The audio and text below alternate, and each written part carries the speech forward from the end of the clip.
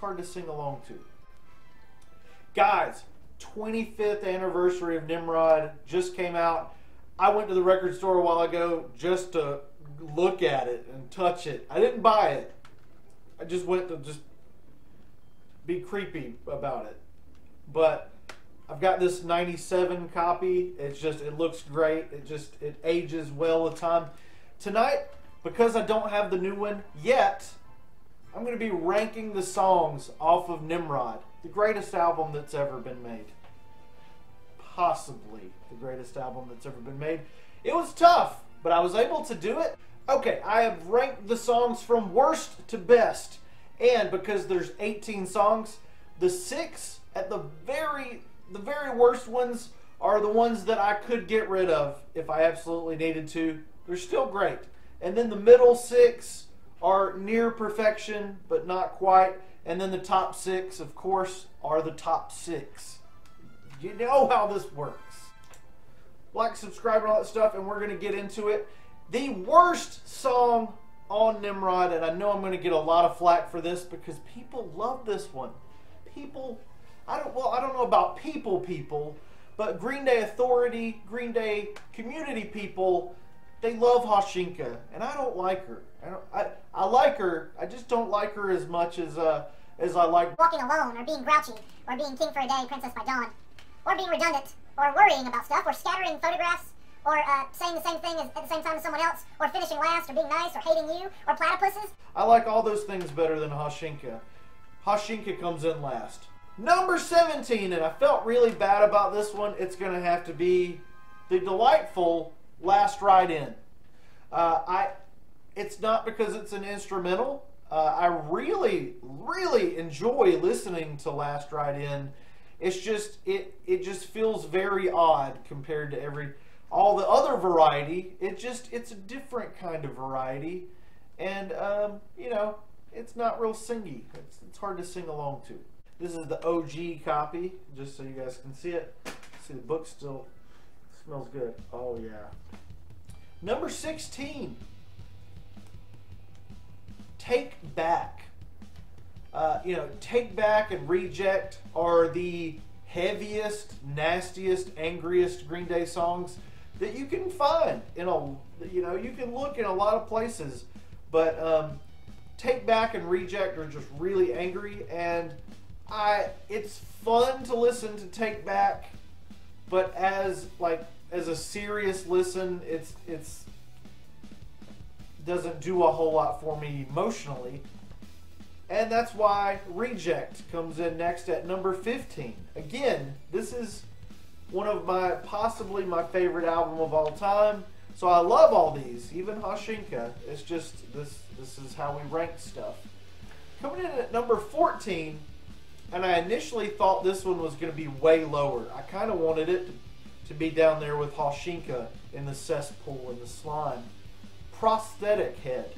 This is one, I think it's because of the placement on the record. It comes after Good Riddance, and it feels like it's not even there. It's like you listen to this record, you go through all this stuff, you go through Take Back, King for a Day, Good Riddance, and then you're done. You're emotionally spent, and then you get I See You, the eyes of a numbskull, and it's not well placed. It should have been placed weller. Next up is All the Time, my 13th favorite, and we're just going to show you guys to keep you entertained. All the Time is the style of song that I like the most. There is a certain thematic semblance between, say, Uptight, Scattered, Worry Rock, and All the Time. But All the Time is my least favorite of those standard Nimrod tracks. It's very good. It's really... Those were my bottom choices from Nimrod. You had Hashinka, Last Ride In, Take Back, Reject, Prosthetic Head, and All the Time. If I absolutely had to slash 6 tracks off this album, I feel like you could have made a really, really great 12 song album here. I want to do that. I don't even want to do that to Hashinka. She's a fine lady. I just don't like her. We don't get along. We disagree on some pretty important stuff. Number 12 song from the Nimrod album, The Platypus, parentheses, I Hate You. This one's really fun. It's so fun, in fact. The lyrics don't seem to be in here. Sorry.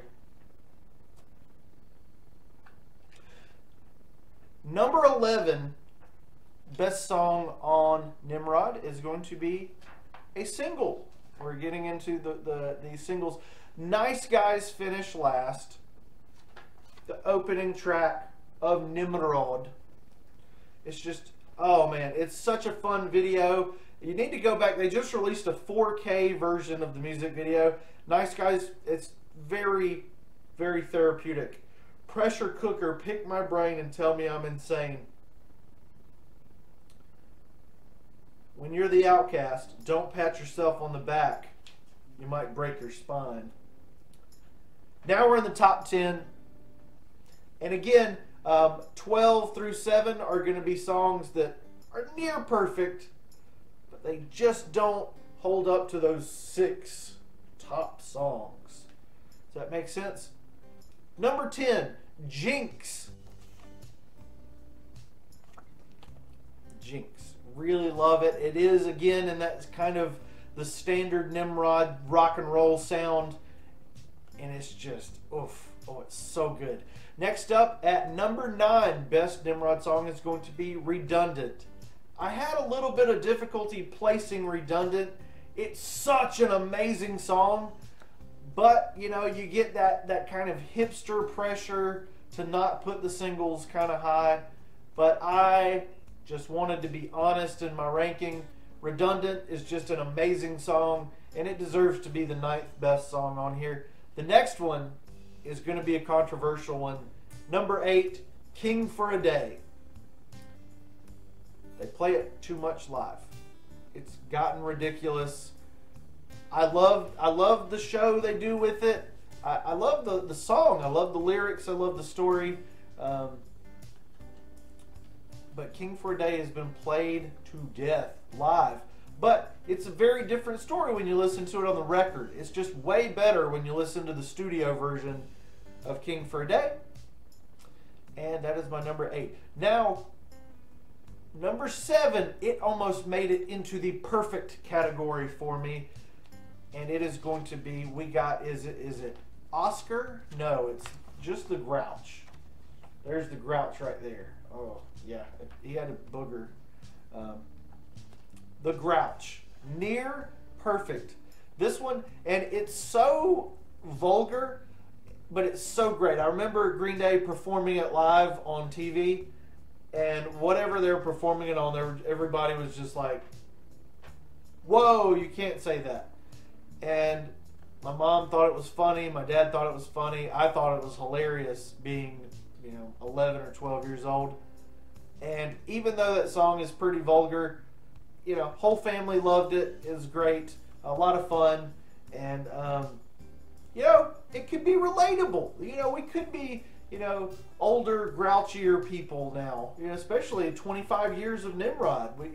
Bald and yeah, things are, it's fun to be grouchy, right? Now we are into the perfect. These are some of the greatest songs ever recorded, ever written in all of history. The top 6 Nimrod songs. Let's get into it. Number 6, Walking Alone.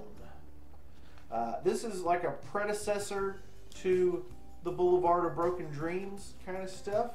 And it's just very, very good. This book sucks. The book's great.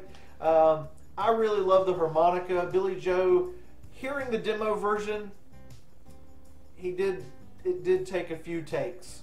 Probably a few thousand takes of harmonica-izing. But this is one that I love to sing. I love to play on guitar. It's a very powerful song. I would love to know what Billy Joe was thinking when he wrote Walking Alone. I know he takes a lot of walks down streets to clear his mind and write songs. But walking alone, sometimes you need to apologize. Sometimes you need to admit that you ain't right. Sometimes you should just shut the bleep up. That's how I sing it. Or only say hello. Sometimes I still feel I'm walking alone. It's a sad song. This is a very sad album.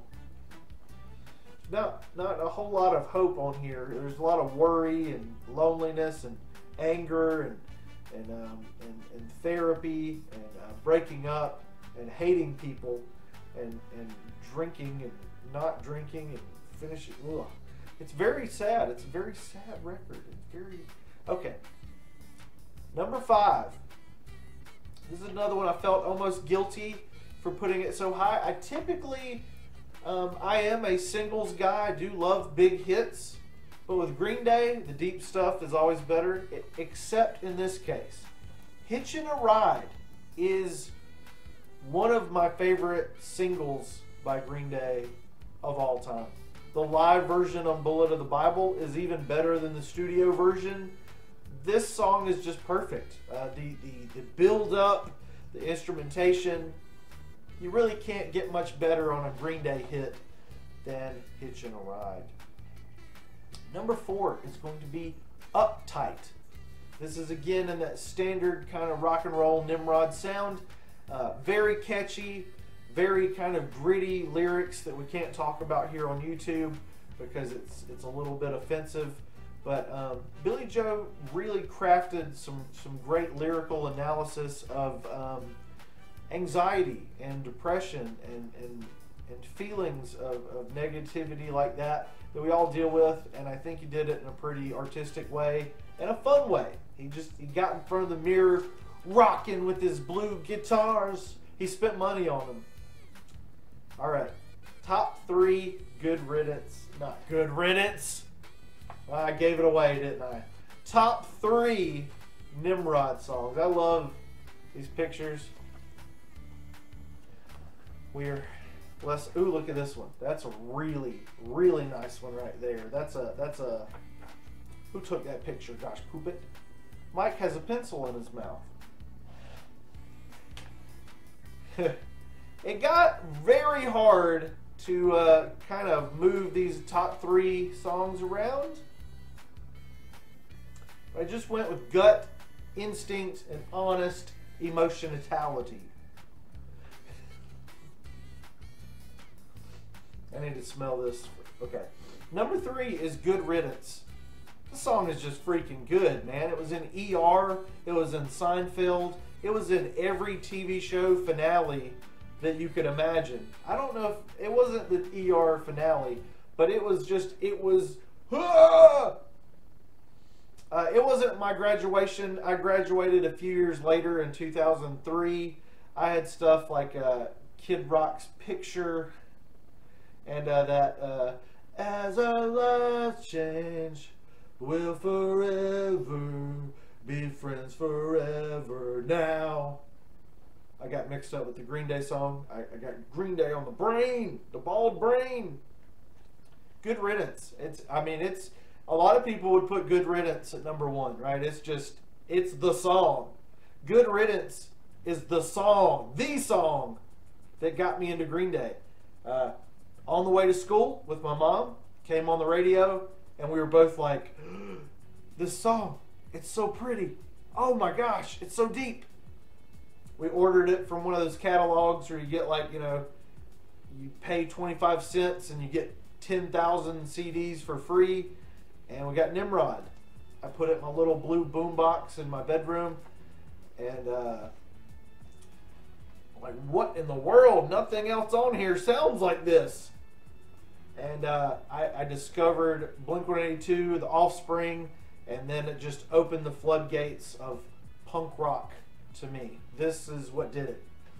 I grew a mohawk. I had hair back then, and just a mohawk sprouted out of my head because of this album. It's so punk rock. I would have like a yellow Nimrod thing on my face if I could. That's how good this record is. I think I'm doing too much YouTube hands in this video. That works though. That makes you guys, keeps you guys entertained while I'm being bald. Okay, number 2. Look at them teeth, man. That's not, well, who is that? Uptight, I'm a nag with a bun. Number 2 is Worry Rock. This is the most poetic song that Green Day have ever written. Where is it at? Please turn with me to this page with the bad teeth. Another sentimental argument and bitter love.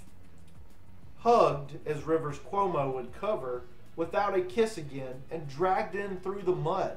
And then we've got a bunch of stuff redacted. We're not allowed to know what was said there. You can read some of it. It's you can't read any of it. Kind of like Amanda. I mean, what's your name? Yelling at brick walls and punching windows made of stone. I've literally done these things. The worry rock has turned to dust and fallen on our pride. And I never thought about this until recently. A worry rock. I never thought about it actually being about a worry rock. Like you're just like, oh, you're so worried. You physically destroy the worry rock. I don't think I've ever done that. It's fallen on our pride. The dust of your worry rock has fallen on your pride. A knockdown, dragged out fight. Fat lips, open wounds. Another wasted night, and no one will take the fall. Where do we go from here? And what did you do with the directions? This is like he was thinking, he had a premonition of the Blair Witch Project. That's what Billy Joe's talking about here. Promise me no dead-end streets, and I'll guarantee we have the road. That right there is the most powerful thing I've ever heard in my life. Made my way. Wait. Yeah, that's Worry Rock, and that's just my second favorite Nimrod track. We've got to find the greatest one. It's in here somewhere, and it is over here with Mike Dirnt. It's not All the Time. It is Scattered. Scattered is the greatest Nimrod song of all time. If you didn't know, it's the greatest song in Time and Space and Coffee. There's like the numbers down here, very interesting. Codes. There's some codes in the foam packaging. I don't think I'm wearing pants. Scattered. I've got some scattered pictures lying on my bedroom floor. Reminds me of the time we shared. Makes me wish that you were here. Now it seems that I've forgotten my purpose in life. All the songs have been erased. Guess I've learned from my mistakes. This is like building up. This is kind of like a premonition of what's her name. Open the past and present, now and we are here. Story to tell and I'm listening. These lyrics are very generous and very positive, even though there is like a loss in the song. Open the past and present and the future too. It's all I've got and I'm giving it to you. To me, this song sounds like it's written for a child, like you're talking to a child that you really care about, and you're giving them everything that you have to give. Loose ends tied in knots, leaving a lump down in my throat. Gagging on a souvenir. Now, these lyrics are hard to understand if you don't have this cool, spiffy booklet. Lodged, gagging on a souvenir. Lodged to fill another year. Drag it on and on until my skin is ripped to shreds, leaving myself open wide. Again, like living out of sacrifice for your children. If you've got no one and I've got no place to go, would it be all right? Could it be all right? I think it can be all right, guys. We're going to flip through every page right now.